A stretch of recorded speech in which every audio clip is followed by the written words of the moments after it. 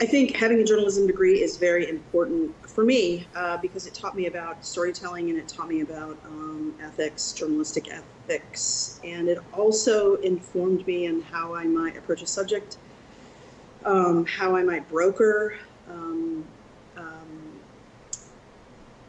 the access to a subject, and it also taught me what a good story is. What is a good story, especially a good photographic story. And that's actually not an easy thing. It's a harder thing. And being able to identify that is kind of key. It's like, it's like giving yourself a great assignment, right? So of course, it's a big thing to kind of understand and comprehend. It maybe doesn't sound like it is, but it is. So,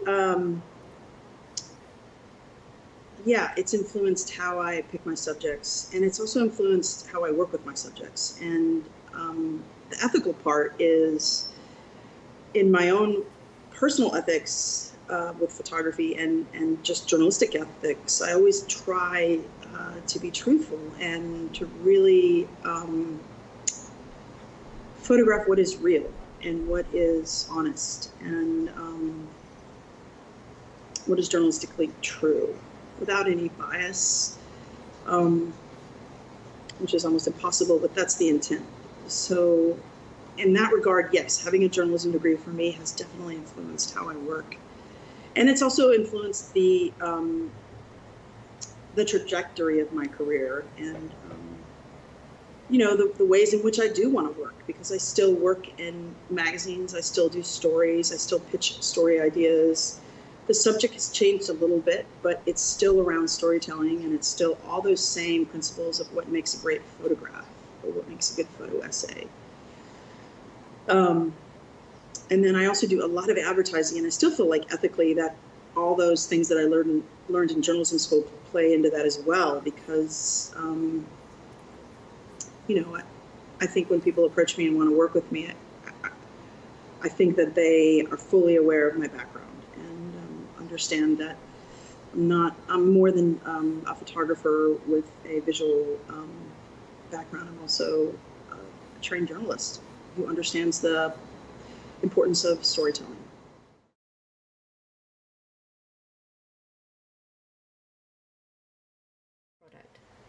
Okay. So I don't think everybody needs an agent, and of course it is in certain cities maybe sort of a requirement. I do think in New York City having an agent is a little bit of a calling card. It does give you credibility. It does give you a little bit of gravitas in the sense that, oh, you're good enough to have an agent, because not everybody can get an agent and not everybody should get an agent. But depending on where you're located in the world, I think in New York City, it's not mandatory and it's not necessary, but I do think it helps you get into some doors for sure, because there are a lot of advertising agencies that don't necessarily want to work with just the photographer. They really want to work with an agent who understands negotiating pricing, usage, different rights. That's a whole other can of worms. And as a photographer, I can admit openly that even I sometimes am not sure what the best pricing is for usage, unlimited, limited, for this country, for that country. And I know that my agent does. I know that they have, for the most part, at least a pretty good ballpark of what is a reasonable bid for that type of work. So there's the agent question. Do you need one? Maybe. Depends on where you live. I have one because I live in New York City, and I specifically wanted to get into advertising because I live in New York City, and it's an expensive city to live in, and you have to make money. And advertising is one of the more lucrative ways. Packaging is the gold standard for food photography, without a doubt. Maybe in most photography, but definitely in food photography. So that was my goal.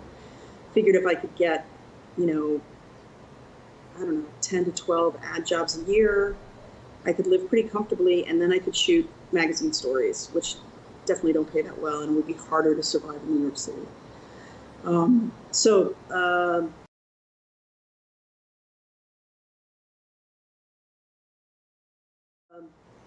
the typical negotiation is an ad agency would contact my agent and they would say, there's this project we have based on Penny's portfolio. We really like this work and we think that she would do a great job, so on and so forth. Rights are discussed, usage is discussed, day rates. You know, I have everything from a studio. I have a studio here in New York, so there's that rate, then there's my creative fee, then there's the usage fee, then there's assistance. And almost always, if it's an advertising shoot, that means it's a food shoot for me, and it means that there's a crop stylist and a food stylist. So those are also other rates that get discussed, or at least budgets, like what is allotted for those two particular jobs. And you kind of go back and forth, you finalize those fees, and then it's a done deal. And usually you get what's called a mood board or swipe that sort of defines the look, the tone, the composition, the lighting, what they're looking for based on the ad campaign that they're trying to create. So that's how that happens in my field. I'm trying to think if I'm leaving anything out. I'm sure I am. Yeah, that's an example of how maybe an advertising shoot would go. For sure.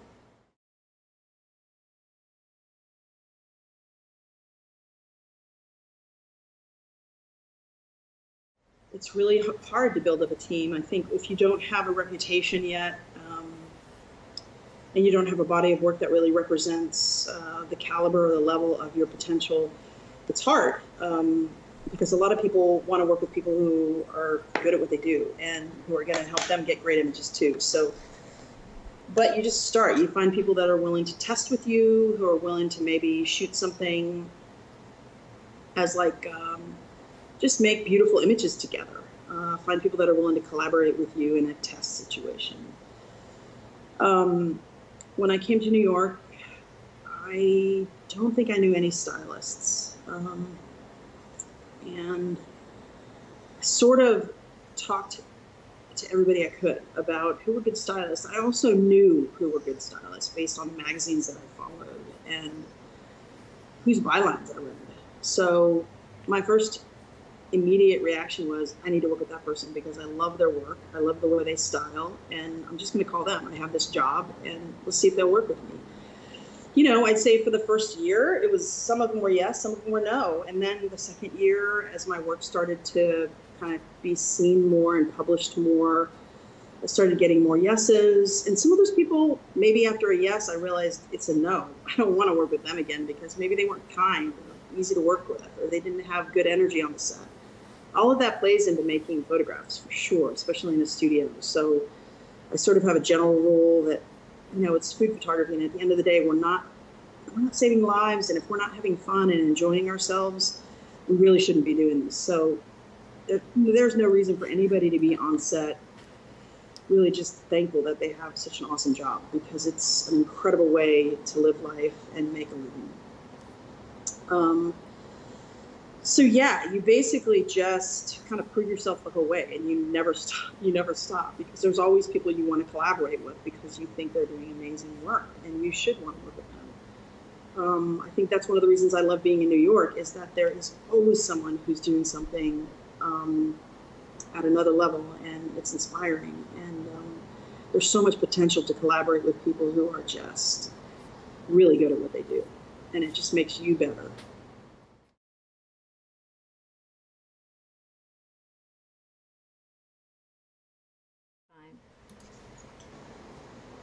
You know, you have to embrace it. You have to embrace it. And I struggle with social media so much because it feels very vapid, and it doesn't feel real, and it doesn't feel authentic in any way, shape, or form. And that's a struggle for me, because if there's one thing I want to be, it's real, and it's pretty true. And I want to be authentic. I can't do anything that doesn't feel true to who I am. It's just not who I am. It's never has been. And I feel like a lot of social media is, oh my God, look how amazing my life is, and look how cool I am, and look at all these awesome things I'm doing. And I struggle with kind of shouting from that mountaintop. And not because I don't feel like I'm doing that. It's just like, I want my life to be bigger than that.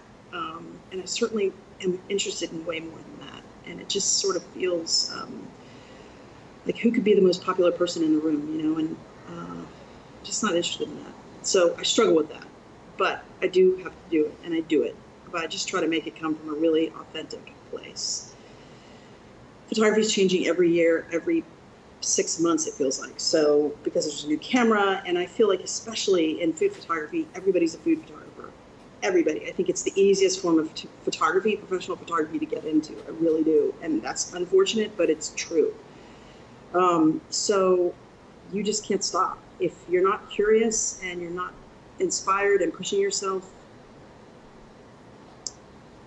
I don't know what to say. I've been doing this long enough to know that that is the one thing that has kept me in it this long, is that I'm still curious, I'm still inspired. I definitely have my moments and my months where I'm not at all. And that's when I know I need to do something more personal for myself.